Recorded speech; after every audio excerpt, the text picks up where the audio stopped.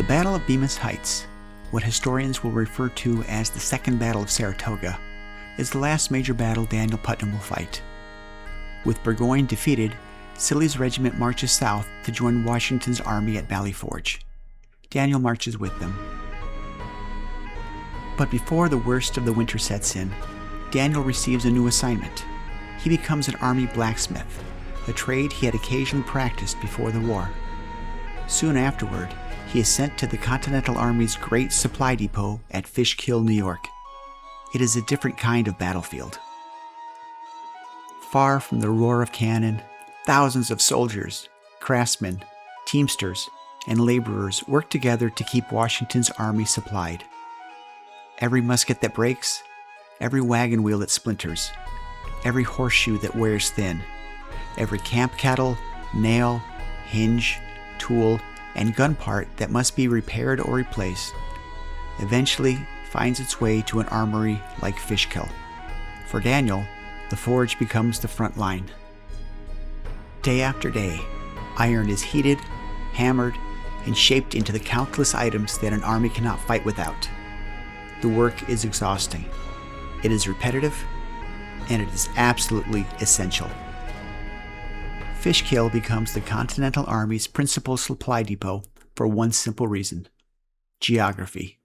The Hudson River flows just to the west, providing a natural highway for moving food, ammunition, cannon, and military supplies. Roads from New England, the Hudson Valley, New Jersey, and Pennsylvania converge here, allowing those supplies to be collected, repaired, stored, and redistributed wherever they are needed. Close enough to support Washington's army, far enough from British-controlled New York City to remain comparatively secure. No place in the northern colonies is better suited to become the logistical heart of the American war effort. Just a few miles upriver stands the fortress that protects it. West Point occupies the commanding heights where the Hudson River cuts through the rugged highlands. Any British ship attempting to sail farther north must pass beneath its guns. The surrounding mountains also channel one of the principal corridors linking New England with the middle colonies through this narrow passage. Late in 1779, after returning from the Sullivan expedition against the Iroquois, Sibley's regiment joins the growing American garrison in the Hudson Highlands. Daniel once again returns to his company. In December of 1778, Daniel is granted a furlough and returns home to Cornish.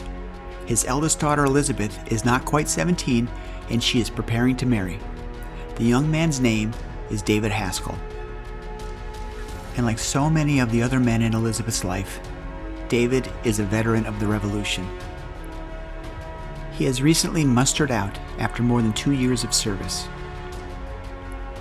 He answered the call to alarm on April 19, 1775, and formally enlisted the following day. He also served at the Siege of Boston. Perhaps Daniel's furlough helps determine the timing of the wedding. With no way of knowing when her father might next be home, or even if he will return home safely, the family may simply seize the opportunity. In February of 1779, just weeks before her 17th birthday and only days before Daniel's furlough is set to expire, Elizabeth Putnam marries David Haskell. By the summer of 1780, the war has settled into a stalemate. The Continental Army still holds the Hudson Highlands, and no position is more important than West Point. Perched high above the Hudson River, its guns command the river and protect the vital supply depots at Fishkill, only a few miles away. If the British seize West Point, they can split New England from the rest of the young nation. No one understands its importance better than Benedict Arnold. Still celebrated as the hero of Saratoga, Arnold lobbies George Washington for command of the fortress. Washington agrees. Whatever Arnold's personal faults may be, no one doubts his courage or his military ability. If anyone can restore West Point's neglected defenses, Washington believes that it is Benedict Arnold. Daniel is reintegrated into the New Hampshire 1st after more than 2 years of detached service as a blacksmith. His regiment is assigned to patrol and secure West Point and the surrounding highlands. But while the soldiers at West Point labor to strengthen the post, their commander is quietly planning to surrender it to the enemy. Then, on September 23, 1780, everything begins to unravel. A British officer traveling under the name of John Anderson is stopped by 3 New York militiamen near Tarrytown. Hidden inside his boot are detailed plans of West Point in Benedict Arnold's own hand. The prisoner soon reveals his true identity. He is Major John Andre, the British officer secretly negotiating Arnold's betrayal. As word races toward West Point, George Washington is already on his way to inspect the fortress and to meet with Arnold. On the morning of September 25th, Washington arrives expecting to find one of his most trusted generals. Instead, Arnold is nowhere to be found. Only moments before Washington's arrival, Arnold has received word that Andre had been captured. Realizing that the plot has been exposed, he abandons his breakfast table, rushes to the Hudson River, and escapes aboard the British warship Vulture. Washington can scarcely believe what he is hearing. The hero who fought so brilliantly at Quebec and Saratoga, the man he personally selected to command the most important fortress in America, has betrayed his country. The shock is profound. Officers and soldiers throughout West Point learn that the man directing their work has been secretly preparing to hand the fortress, and perhaps the revolution itself, to the British. For Daniel Putnam, this betrayal is particularly personal. 4 years earlier, his Revolutionary War began in Benedict Arnold's desperate campaign into Canada. His last great battle was Saratoga, where Arnold earned his greatest victory. And now, at West Point, Daniel is there to witness the stunning collapse of Arnold's American career. While not verifiable through any documentation from the event, according to family tradition, Daniel is given the solemn duty of removing Andre's shackles as he is led to the gallows to be executed as a spy. Daniel's enlistment comes to an end December 1781, not long after Cornwallis surrenders at Yorktown. The victory at Yorktown is decisive, but no one knows that the war is over. Daniel re-enlists for one final term. Alongside his son-in-law, David Haskell, he spends the closing years of the war serving with the Continental Army along New York's northern frontier. Stationed at places such as Saratoga, the Army settles into the routine of garrison life while diplomats work toward peace. Ironically, Daniel's life as a soldier has become quieter than the life he left behind in Cornish. For a time, the people of Cornish find themselves in an extraordinary situation. Their town is claimed by 2 governments. To the west lies the independent Republic of Vermont. To the east, the state of New Hampshire. Cornish effectively has 2 competing town governments. Each holds its own meetings, each elects its own officers, each levies its own taxes. Each claims the authority to govern the very same people. At the center of the controversy stands Daniel's father-in-law, Samuel Chase. More than any other man in Cornish, Chase champions the movement to unite the town with Vermont. According to later testimony, he tirelessly lobbies his neighbors and denounces those who oppose the effort. But political fortunes change. When Cornish ultimately seeks to return to New Hampshire, Samuel again becomes one of its leading voices. For his role in reversing course, the Republic of Vermont briefly imprisons him. By the time the Treaty of Paris is signed in 1783 and Britain's recognition of American independence becomes official, the most turbulent chapter of the Cornish controversy has passed. Although disagreements linger for years, Cornish remains part of New Hampshire. Daniel finally returns home. The marching is over. The extraordinary years are over. The ordinary years begin. Daniel returns to Cornish, to his farm, to his family, to his forge. The surviving records no longer tell stories of marches and battles. Instead, they tell stories of neighbors. Daniel returns to the trade he had practiced before the Revolution. At his forge, he repairs tools, shoes horses, and fashions the ironwork needed by a growing frontier community. The work is demanding, but it is peaceful. The concerns of daily life are no longer armies and campaigns, but farms, roads, ferries, and neighbors. One deposition records Daniel's testimony concerning the ferry road and landing on the Connecticut River. The crossing had become an important part of life in Cornish, but the road leading to it crossed Jonathan Chase's property, bringing a steady procession of travelers, wagons, and livestock across his land. Daniel's testimony preserves not only the details of the controversy, but also his own voice describing the everyday concerns of the community he helped build. I, Daniel Putnam, of lawful age, do testify and say that I was one of the first settlers of the town of Cornish. For many years there was not a road on the west side of the river, and it became necessary that there should be a ferry to cross the river from Cornish to Windsor. And the select men of Cornish, having the honor to be one of them myself, concluded that the most proper place for said ferry would be to cross the river from Colonel Jonathan Chase in Cornish, and that the ferry road must go through Colonel Chase's meadow, and did go through said meadow for many years to his great damage.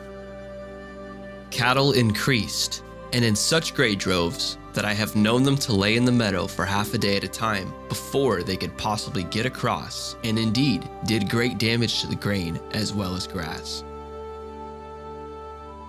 The court records tell a similar story.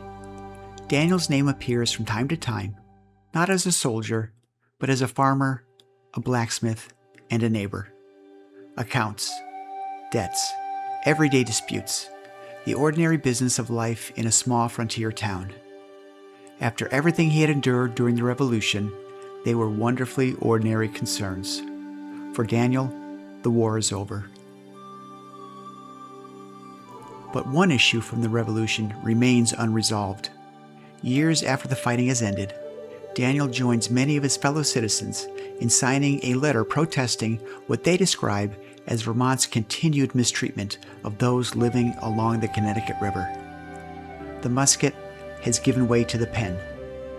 The battles are now fought with testimony, petitions, and the rule of law. That the inhabitants of a certain territory of land west of the Connecticut River have associated together and assumed jurisdiction by the name of the state of Vermont. They exercise many and various acts of oppression, injustice, and cruelty toward the good subjects of the state of New Hampshire by seizing and embezzling our property. Farther, the inhabitants of said territory do in a lawless and riotous manner make inroads on the frontiers of this state and take hence the peaceable subjects of New Hampshire. The letter is effective, and Vermont agrees to compensate Samuel Chase for imprisoning him and relinquishes all claims to Vermont lands owned by the men of Cornish. Not long after, he begins to withdraw from public life, welcomes grandchildren, and retreats to the tranquility of his farm on the Connecticut River. The years pass quietly. Daniel Putnam dies in 1809. Today, he rests beside Anne at Trinity Church in Cornish.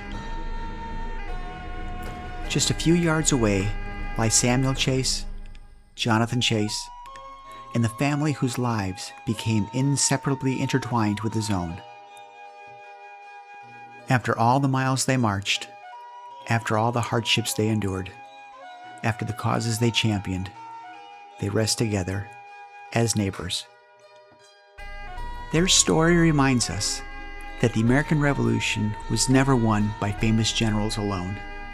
It was won by ordinary men and women who answered the call, endured extraordinary sacrifices, and then returned home to build farms, raise families, settle communities, and leave behind a nation still worthy of remembering.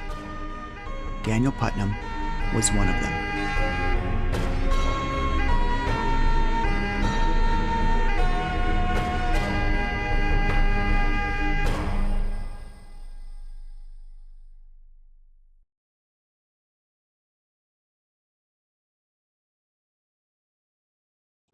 Visitors to Fort Ticonderoga will pass, as they enter, a bronze marker. It is dedicated to Colonel John Brown. In September of 1777, a day before Burgoyne would first engage Gates at the Battle of Freeman's Farm, Brown led an assault on Fort Ticonderoga.